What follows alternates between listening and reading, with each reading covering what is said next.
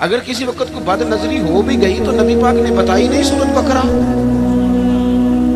ہم کمزور پڑ جائیں وہ جی تینوں کسی نے کچھ کیتا ہے, اب کوئی تو دشمن ہوتا ہی ہے نا, ساری رات بندہ اپنے شریکہ برادری پہ شک کر کے گزار دے. یہ کمزور باتیں ہیں. طاقتور بنے, مضبوط بنے.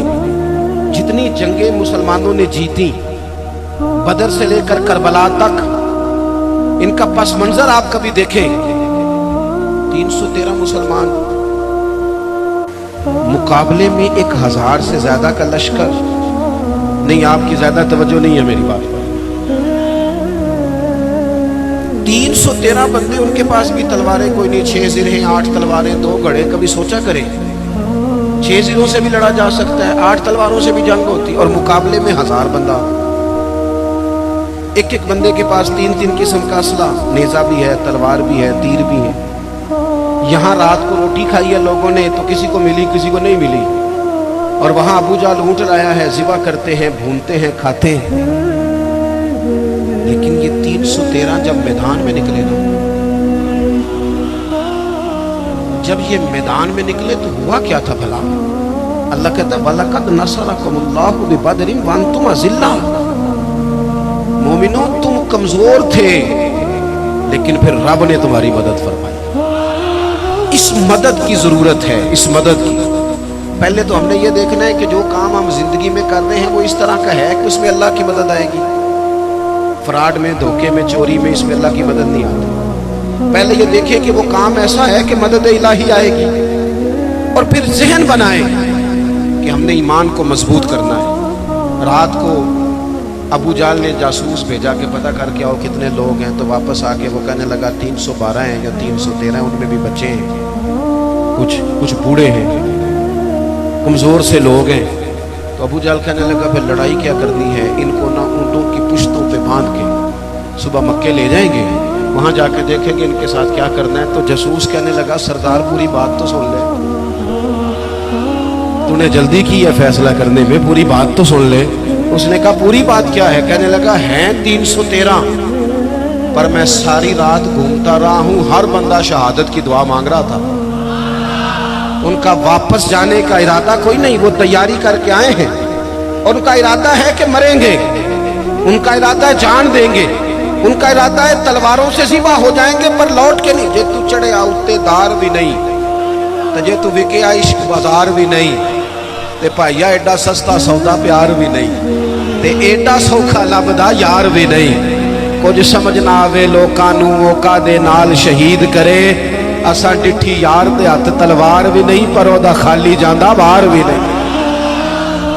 جب آپ کا یقین مضبوط ہو, کچی پکی باتیں, چھوٹی چھوٹی باتیں, مرید ہو کے بھی مرید نہیں, شاگرد ہو کے بھی شاگرد نہیں, کسی جگہ فقیر ہو کے بھی درویش نہیں, بھائی بیٹے ہو کے بھی فرما بردار نہیں, مسلمان ہو کے بھی.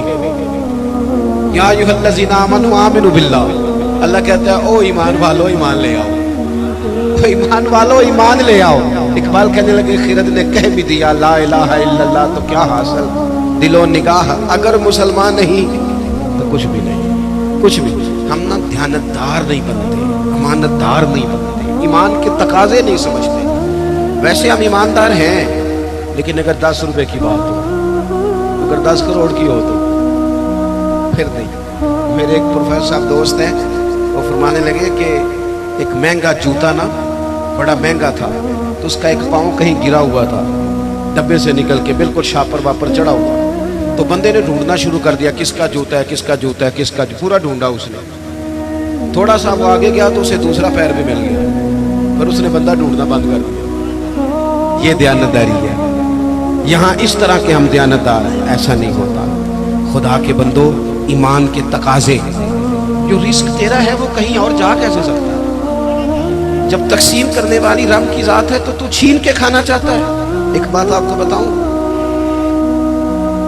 بددیانتی کر کے کسی کے بچوں کے پیسے گھر لے آؤ گے نا, تو گھر میں دولت آئے گی, سکون نہیں آئے گا, قرار نہیں آئے گا, شور نہیں ختم ہوگا, روٹی بھی ملے گی, اے سی والا کمرہ بھی ملے گا, پر نیند جب ہی آتی ہے جب خدا جائے, آتی نہیں. ایک تو ایماندار, پھر وعاملوا الصالحات, जिंदगी सालेहीन वाली, नेक लोगों वाली।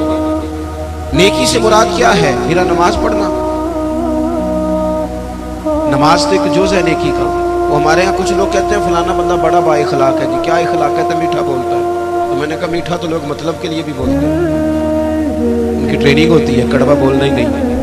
आप बड़े महंगे होटल में चले जाएं, बड़े महंगे में आपने 2000 की चीज़ लेनी है, लेकिन सेलमैन की ड्यूटी है कड़वा नहीं बोलना। आप जितना मर्जी तल्ख हो, वो तनख्वाह लेता है मीठा बोलने की।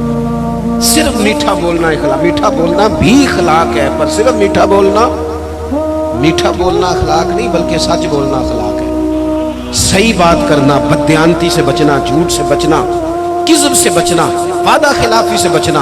हजरत उमर फारूक रज़ी अल्लाह ताला अन्हु खड़े, देखे मैंने अल्हम्दुलिल्लाह इमामा बांधा है। मैं समझता हूँ दाढ़ी के बगैर मर्द क्या, हुस्न ही नहीं, खूबसूरती नहीं, लेकिन मैं ये बात भी दावे से कहता हूँ कि दीन सिर्फ ज़ाहिरी हुर्रियत का नाम नहीं।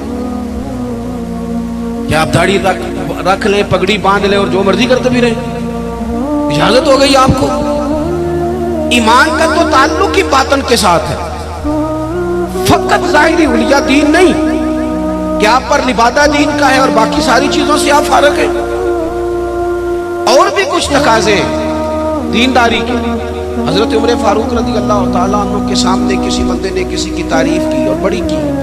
हम चूंकि मुबालगा राई के कायल होते हैं, हकीकत पसंद नहीं होते, किसी पर तनकीद करेंगे तो फिर भी दलील के किए जाएंगे, और तारीफ करेंगे तो फिर भी हदें क्रॉस कर जाएंगे। हजरत उमर के सामने जब उसने तारीफ की तो जनाब फारूक आजम फरमाने लगे, तू उसकी बड़ी तारीफें करता है, तू पड़ोसी है उसका? कहने लगा नहीं। फरमाया कभी उसके साथ पैसों का लेन देन किया है? कहा नहीं। फरमाने लगे कभी उसके साथ सफर किया है? कहा हुजूर नहीं। तो फरमाने लगे अच्छा तू नमाज देख के तारीफें कर रहा हूँ। फरमाया सिर्फ नमाज देख के तारीफ ना कर, देख तो सही बातन कैसा है, उसके अखलाकी रवैये किस तरह के हैं। मैं बड़ी माजरत के साथ, मेरा ख्याल है जितनी दाढ़ी की तबलीग मैं करता हूँ कम ही कोई करता होगा, लेकिन मैं नफरत नहीं करता उस शख्स से जिसने रखी नहीं, और मैं कोई तकब्बुर नहीं करता कि मैंने रखी है। हमें ना बड़े एतदाल से, मैं जहाज में बैठा था, एक सफर के लिए मुझे जाना था, तो मेरे ना दिल में ख्याल आया, फिर मैंने अपने उस ख्याल से तौबा की। मेरे दिल में ख्याल आया, मेरे मोबाइल में कुरान शरीफ होता है, कुछ